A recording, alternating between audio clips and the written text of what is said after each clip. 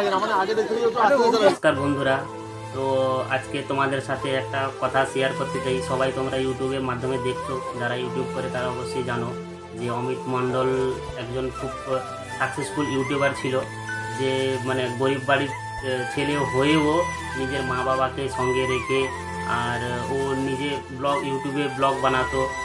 আর ওর নিজের কন্ডিশনও সেরকম একটা ভালো ছিল না, তা সত্ত্বেও ও মতলব গ্রামের ছেলে হয়ে ব্লগ বানাতো। আমাদের বাড়ির ওইদিকে দক্ষিণ চব্বিশ পরগনায় আমাদের বাড়ি ওইখানে। তা ওদের আমরাও খুব একটা বড় ফ্যান ছিলাম। তা ওদের ভিডিও আমরাও দেখতাম, ওদের ভিডিও দেখে আমরা অনেক শিখেছি। আর ওর ভিডিও খুব ভালো লাগতো আমাদের, ওদের কথা বলা আর ও যেভাবে ওরা এডিটিং করে শুটিং করে তা ওরা খুব আমাদের ভালো লাগতো। আর ওর অ্যাক্সিডেন্টের কথাটা শুনে আমাদের মানে সত্যি বলতে কি খুব খুব মন থেকে দুঃখ হয়েছে আমাদের। তা সেই জন্য তোমাদের সাথে শেয়ারও করছি। তো আমার তো খুবই কষ্ট লাগছে, কারণ আমরা যে ব্লগটা শুরু করেছি যবে থেকে, তার আগে থেকে আমি অনেকবার দেখেছি, ওর আগে থেকেই ব্লগ দেখি ওর। তো কারণ আমরা তো ব্লগ বেশি দিন হয়নি, তো ওরা অনেক দিন আগে থেকে ব্লগ করছে, যেহেতু আমরা দেখছি অনেকবার। তো যেই পজিশানে রয়ে যেভাবে ব্লগ করতো, যে একটা এরকম মানুষ যে একটা ব্লগ করতে পারে, তো সেটা দেখেও খুব ভালো লাগতো, যে নিজের জীবনে কষ্টের মধ্য থেকেও যে ব্লগ করে সঙ্গে বাবা মাকে দেখতো। তো সেটা দেখতাম। আর গ্রামের মতন যেরকম গ্রামের মানুষই থাকে সেরকম স্বাভাবিকভাবে জীবনযাপন করতো, স্বাভাবিকভাবে কথাবার্তা বলতো।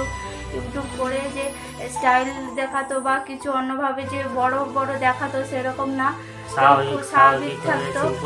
তো মরে গেছে যবে থেকে যখন থেকে মারা গেছে শুনেছি, তখন থেকে তো মানে এত কষ্ট হচ্ছে কি বলবো, মানে কিছু বলতেই পারছি না। মুখ যদি কিছু বলবো সেটাই বলতে পারছি না, তো খালি ভাষা হারিয়েই যাচ্ছি। যে এত কষ্ট করেছে ইউটিউব, কষ্ট করে এতটা জায়গায় এসছে ইউটিউবে, তারপরেও যে ভগবান যে এত কষ্ট দিল, যে ভগবান যে কি করে নিল সেটাই ভাবছি। তো আরআইপি অমিত দা, তুমি যেখানে থাকো না কেন, ভগবান যেন তোমাকে সবসময় মানে ভালো রাখে। তুমি যেখানেই আছো সেখানেই সুখে থাকো, এটাই আমরা ভগবানের কাছে প্রার্থনা করি। আর আর বেশি কিছু বলবো না।